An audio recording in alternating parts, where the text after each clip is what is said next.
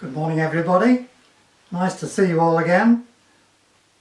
We start today a new series which is entitled Where is the God of Elijah? The events that we'll be looking at took place after the death of King Solomon,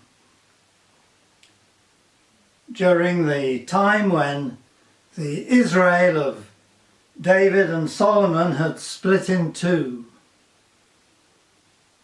The tribe of Judah and the smaller tribe of Benjamin had remained loyal to Solomon's son Rehoboam, and they had formed the kingdom of Judah centered on Jerusalem.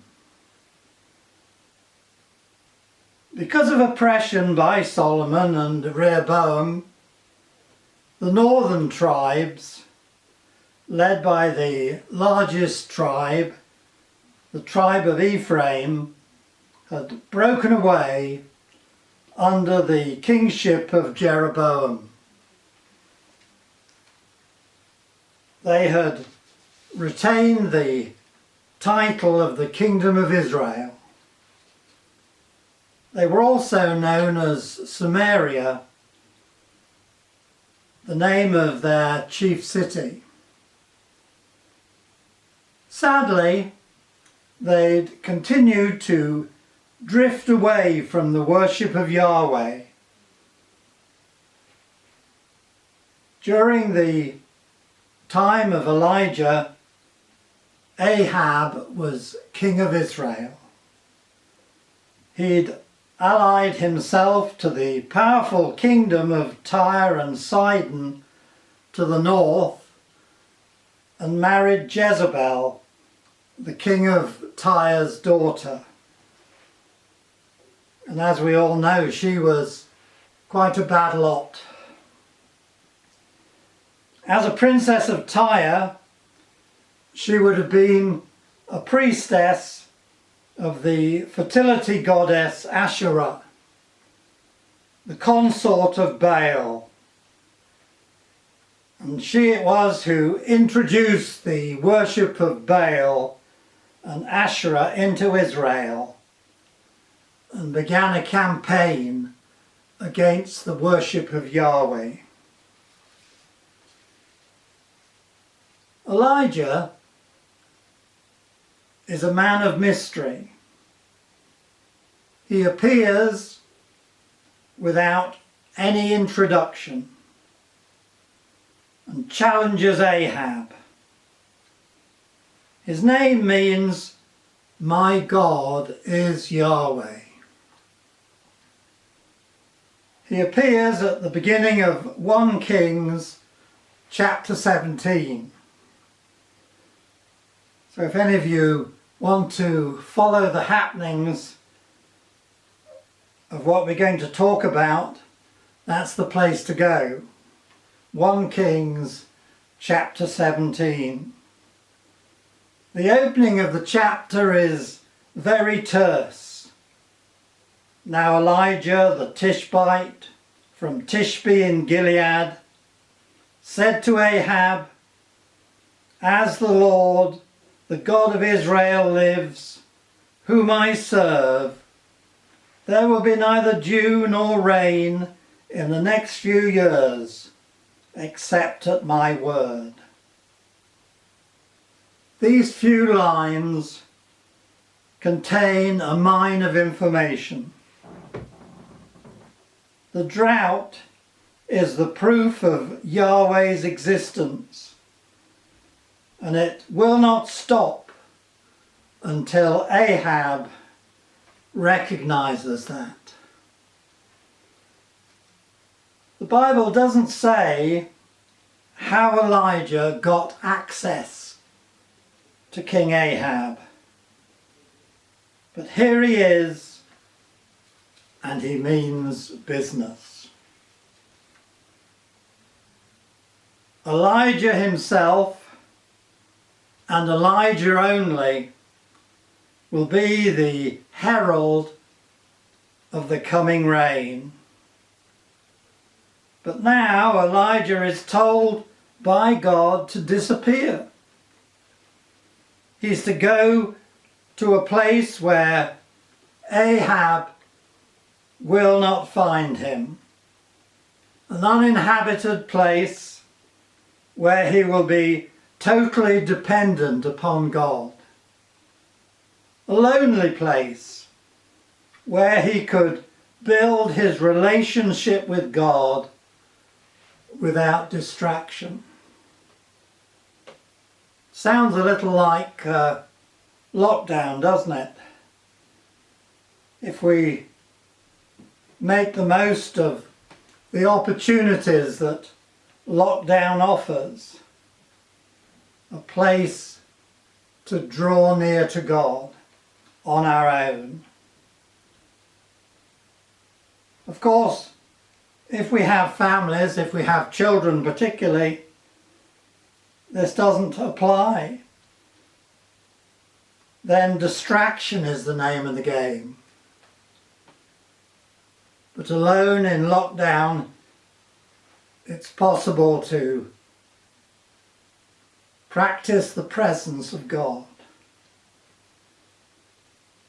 For Elijah, it was a place of hermitage back in the wilds of Gilead.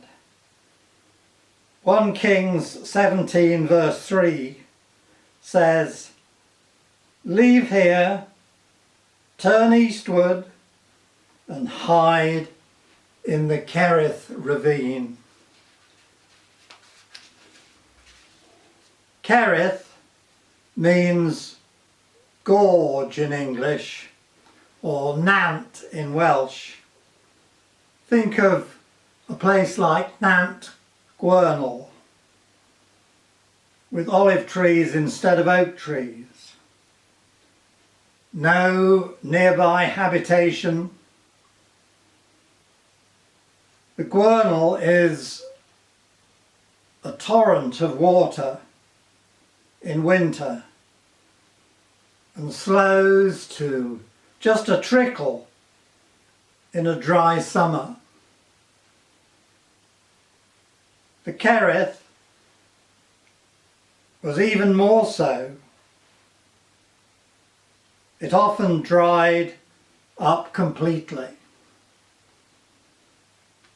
God gave Elijah precise instructions. Read them when you've got time. They're there in 1 Kings 17. While Elijah obeyed God, God cared for him. No luxuries, but ample basic provision. Reminds you of God's provision for the children of Israel while they were in the desert. Elijah had all he needed, and it was better than what the rest of the population had. Those who had turned away from God. However, it probably lacked variety. When Israel's ancestors had been miraculously fed in the wilderness with the manna, they soon got bored. See Exodus 16 and Numbers 11. Boredom seems to be the blight of the modern age. Scientists have discovered that in addition to causing psychological disorders, boredom is often the root of many physical problems. It's the final condemnation, the complete put down. Parents hear the cry, boring, boring after a concert or a family holiday or a service in church. Children with blunt honesty hurl the accusation like a hand grenade towards anything that they consider undeserving of their presence. But adults, though perhaps more politely, fear it and feel it and flee from it just as much.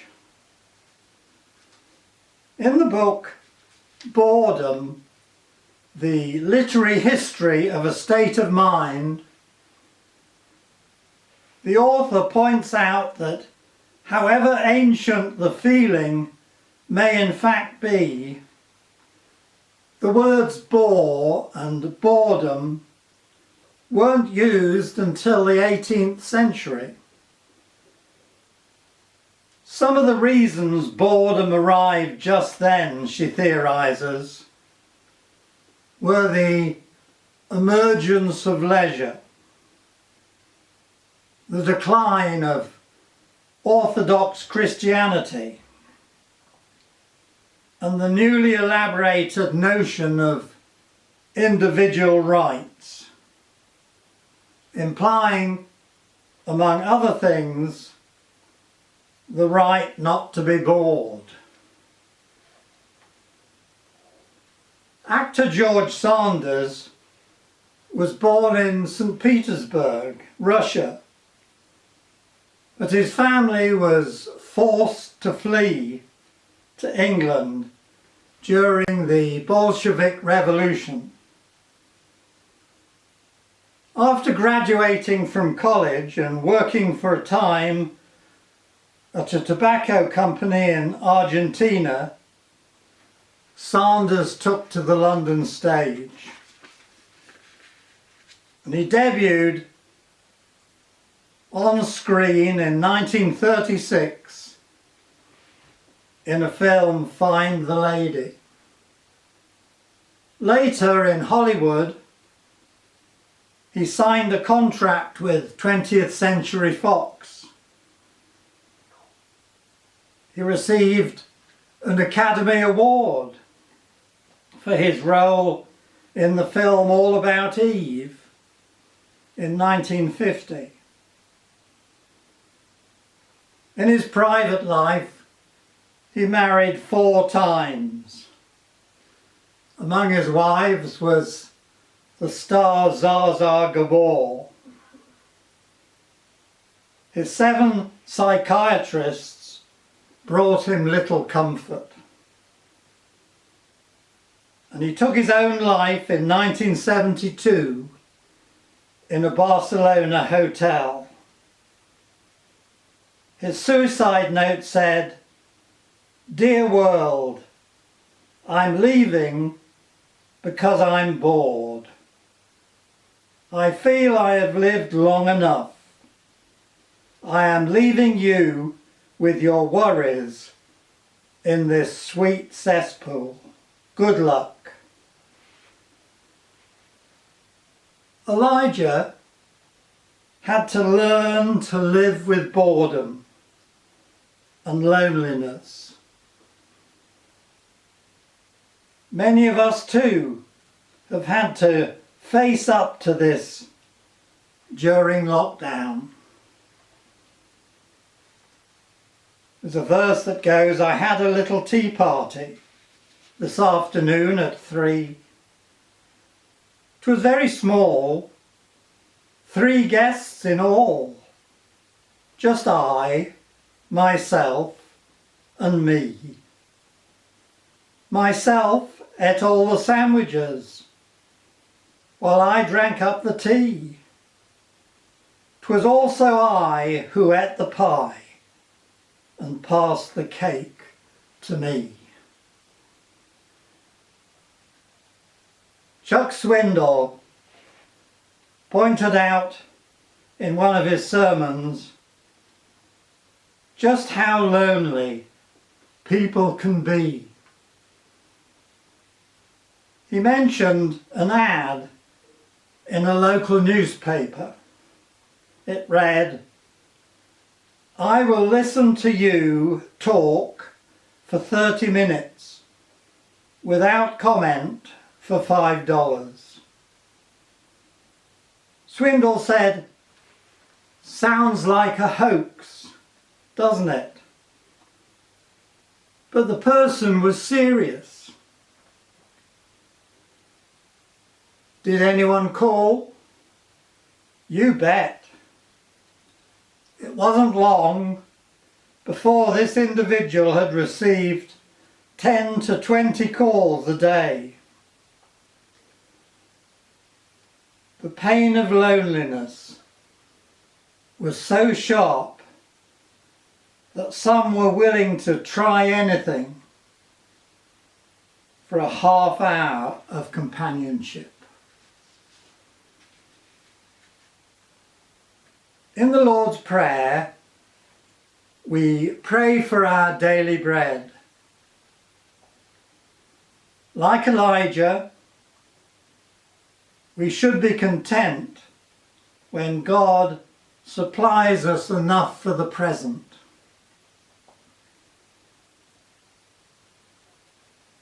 In the wilderness,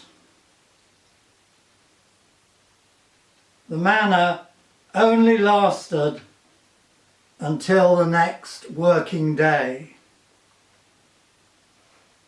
Remember, we pray for bread, not cake. If God provides luxuries, that's a bonus.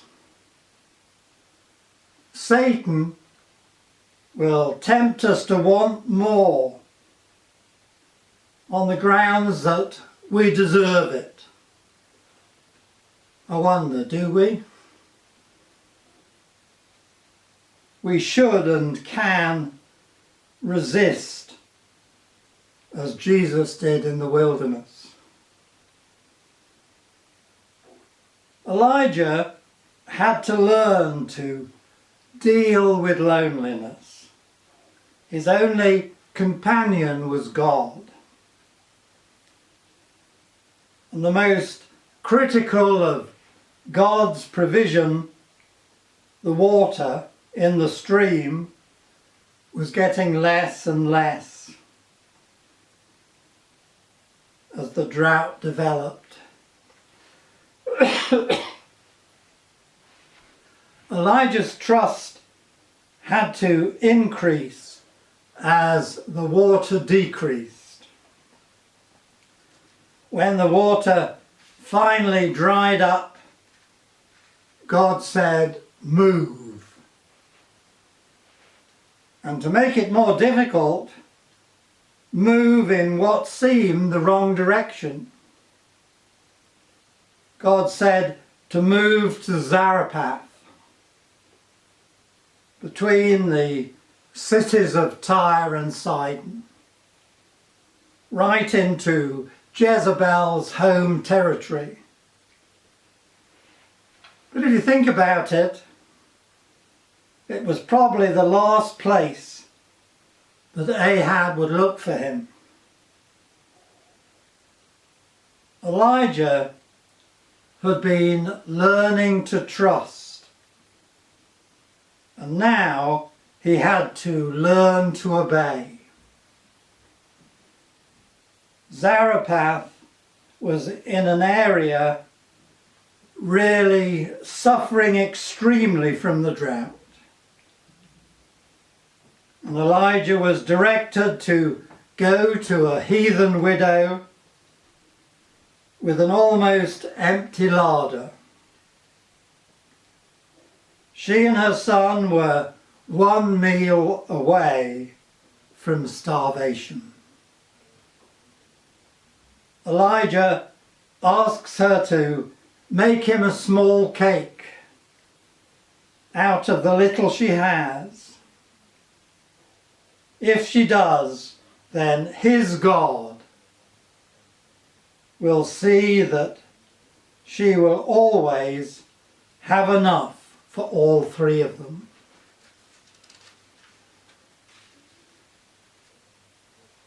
God's promise was fulfilled, and on every day of the drought there was enough in the larder for the three of them to eat, for all of them to have an adequate meal. Elijah learned that if he obeyed God's instructions, he would receive God's care. Boredom can spring from loneliness and vice versa. But when we have a living relationship with God, we need never feel alone. Someone wrote this testimony. Loneliness gradually became part of my life. Watching TV and reading became boring. I spent a lot of my time crying in my room. I was alone and confused. I began to spend time praying, and I found that I was no longer alone. I had a friend who was always there to listen. The friend was Jesus Christ, and he was the cure of all my loneliness.